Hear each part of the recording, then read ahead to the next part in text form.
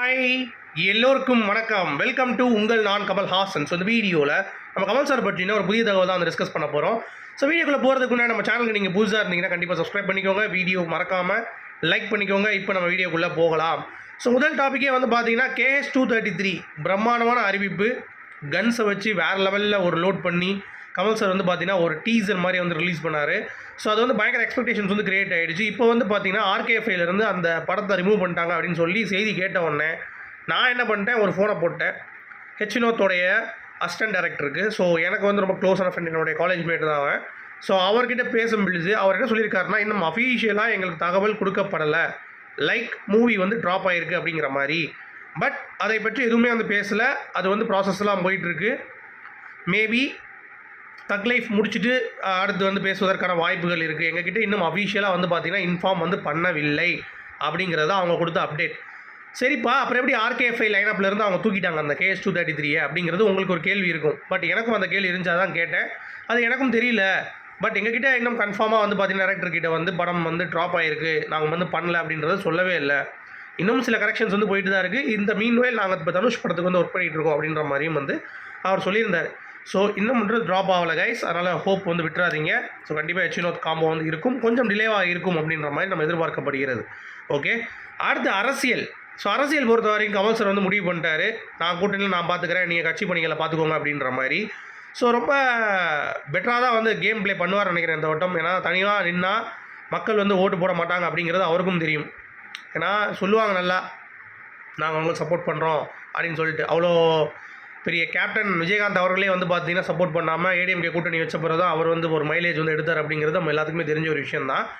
But Kamal சாருக்கும் அதே நிலைமையானு கேட்டிங்கன்னா அதை விட மோசமான நிலைமையில தான் கமல் சார் இருந்திருக்கார் அரசியல் பொறுத்த வரைக்குமே. சரியா? ஸோ அப்படி இருக்கும் பொழுது அவர் கூட்டணி வைக்கிறது தான் வந்து கொஞ்சம் என்ன சொல்கிறது, ஒரு சீட்டோ 2 சீட்டோ வந்து பார்க்க முடியும் அப்படிங்கிறது க்ளீனாகவே புரிஞ்சிருச்சு. ஸோ தனித்து நிற்கணும் அப்படின்னா அதற்கு சம்மந்தப்பட்ட சில விஷயங்கள் வந்து அவர் வந்து பண்ணியிருக்கணும். அது வந்து செய்ய தவறுறதுனால கண்டிப்பாக அது தனித்து நின்னால் மக்கள் வந்து பார்த்திங்கன்னா ஓட்டு இந்த வட்டம் கண்டிப்பாக பண்ண மாட்டாங்க. ஏன்னா மேபி அவருக்காக வேணால் கொஞ்சம் அவர் ஜெயிக்க வைக்கிறது புஷ் பண்ணலாம், அவ்வளோதான். தவிர மற்ற இதுலேயும் வந்து அவர் ஜெயிக்க முடியாது அப்படிங்கிறது தான். ஸோ 40 தொகுதியிலும் தனியாக போட்டி போடுவேன் அப்படின்ற மாதிரிலாம் சொல்லியிருக்காரு. பட் அது ஃபேக்டாக நடக்குமா அப்படிங்கிறது தெரியல. ஸோ இது வரைக்கும் DMKக்கு காங்கிரஸுக்கும் 3 தொகுதிகள் வந்து பார்த்திங்கன்னா கேட்டிருக்காராம். ஸோ அது வந்து இன்னும் பதில் வரலையாம். ஸோ வெயிட் பண்ணிகிட்டு இருக்காங்க அப்படிங்கிறது தான் நமக்கு கிடைத்த அப்டேட். சரிங்களா? அடுத்து கார்த்திக் ராஜா மற்றும் கமல் சாருடைய காம்பினேஷன். அவர் வந்து ரொம்ப சூப்பராக வந்து பேசியிருந்தார். எனக்கு வந்து காதலாகால ஒர்க் பண்ண டைமில் நான் மியூசிக் டைரக்டராக இருந்த பொழுது எனக்கான ஒரு முழு சுதந்திரம் வந்து கொடுக்கப்பட்டது. அதில் ஒரு ரேப் வரும். ஸோ இங்கிலீஷில் நம்ம பேசிடலாம், நான் டியூன்லாம் வந்து போட்டு கொடுத்துட்டேன். பட் தமிழில் பண்ணலான்னு சொல்லிட்டு அவர் சாணி மேலே காலில் வச்சா அப்படின்ற மாதிரி சொல்லிட்டு டர்ட்டியாக ஒரு ஷூ அப்படின்னு சொல்லிட்டு இங்கிலீஷ்லேயும் போட்டார். சூப்பராக இருக்குது சார் அப்படின்னு சொல்லிட்டு எனக்கான அந்த ஸ்பேஸும் கொடுத்து அவர் வந்து ஒர்க் பண்ணது ரொம்ப அற்புதமாக இருந்தது அப்படின்ற மாதிரி கார்த்திக் ராஜா வந்து பேசியிருக்காரு. அது மட்டும் இல்லாமல் பவதாரணி அவர்கள் வந்து இன்றைக்கி இறந்துட்டாங்க அப்படிங்கிறது உங்களுக்கு எல்லாத்துக்குமே தெரியும். ஸ்ரீலங்காவில் அவங்களுக்கு வந்து புற்றுநோய் இருந்தது அப்படிங்கிறது நான் லேட்டராக தான் வந்து கண்டுபிடிச்சிருக்காங்க போல். ஸோ டயக்னைஸ் பண்ணுறதுக்குள்ளேயும் அவங்க வந்து 4th ஸ்டேஜ் அப்படின்னு தான் இறந்துட்டாங்க. ஸோ அதற்கு கமல் சார் வந்து பார்த்திங்கன்னா மனம் வந்து எனக்கு பதைக்குது, என்னுடைய நெஞ்சார்ந்த இரங்கல்களை வந்து தெரிவித்துக் கொள்கிறேன். அதே மாதிரி இளையராஜா அவர்கள் மனம் கண்டிப்பாக இழந்துடாதீங்க அப்படின்ற மாதிரிலாம் வந்து உருக்கமாக அவர் வந்து பதிவு பண்ணியிருக்கார் அப்படிங்கிறது பார்க்க முடியுது. ஸோ அதுக்கடுத்து வந்து பார்த்திங்கன்னா February 3 கமல் சார் ப்ரொடக்ஷன்ஸில் STR 48க்கான ஃபஸ்ட் லுக் ரிலீஸ் ஆக போகுது அப்படின்ற மாதிரி அப்டேட் வந்திருக்கு. February 17 SKOடைய 21 அந்த ப்ராஜெக்டோடைய இது வந்து உள்ளே வந்திருக்கு அப்படின்ற மாதிரி சொல்லப்படுது. ஸோ வெயிட் பண்ணி பார்ப்போம் என்ன அப்படின்னு சொல்லிட்டு. அடுத்து டேரக்டர் டிலைட் அப்படின்னு சொல்லி ஒரு டேரக்டர் வந்து சொல்லியிருக்காரு கமல் சார். யார் அப்படின்னு சொல்லி பார்த்தீங்கன்னா சரண் அவர்கள். அசுல்ராஜ் MBBS எழுதாரில் அந்த டேரக்டர். ஸோ நம்ம கமல் சாரை யோசிக்க தேவையில்லை, நம்ம அந்த காட்சியை சொன்னாலே போதும், அவரே 3 பரிமாணங்கள் 4 பரிமாணங்கள் நடித்து காட்டிடுவார்.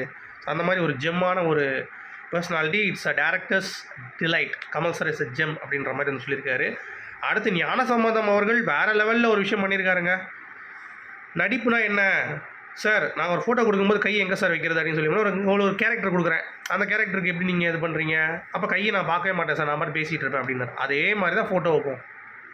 நீங்கள் நிற்கும் பொழுது உங்களுக்கு அந்த கேரக்டர் நீங்கள் நின்னீங்க அப்படின்னா அந்த கேரக்டர் கை எங்கே இருக்குங்கிறது உங்களுக்கே மைண்டில் ஆட்டோமேட்டிக்காக ரெஜிஸ்டர் ஆகிரும். அதனால் நீங்கள் வந்து ஒவ்வொரு எஃபர்ட்டும் வந்து நீங்கள் வந்து போட வேண்டியதில்லை, அந்த கேரக்டராகவே வாழ்ந்தால் போதும்னு சொல்லி தான் நான் வந்து அதுக்கு தான் கற்றுக்கிட்டேன் அப்படின்ற மாதிரி ஞானசம்பந்தம் அவர்கள் வந்து சொல்லியிருக்காரு. அது வந்து நல்லா இருந்தது அப்படிங்கிறது தான். அப்புறம் அதிக சம்பளம் வாங்கக்கூடிய நடிகர்கள் இப்போதைக்கு வந்து பார்த்தீங்க அப்படின்னா கமல் சார் தான். நிறைய படங்கள் ப்ராஜெக்ட். அடுத்து ரஜினி சாரா, அடுத்து விஜய், அதுக்கடுத்து அஜித் வந்திருக்காங்க அப்படின்ற மாதிரி வலைபேச்சுன்னு சொல்லியிருக்காங்க. சரி, லாஸ்ட்டாக பிக் பாஸ் சம்மந்தப்பட்ட நியூஸு. நிக்சன் ஒரேடியாக போட்டு உடச்சி விட்டான். நாங்கள் காரணம் இல்லை, கமல் சார் தான் காரணம் அப்படின்னு சொல்லிட்டு.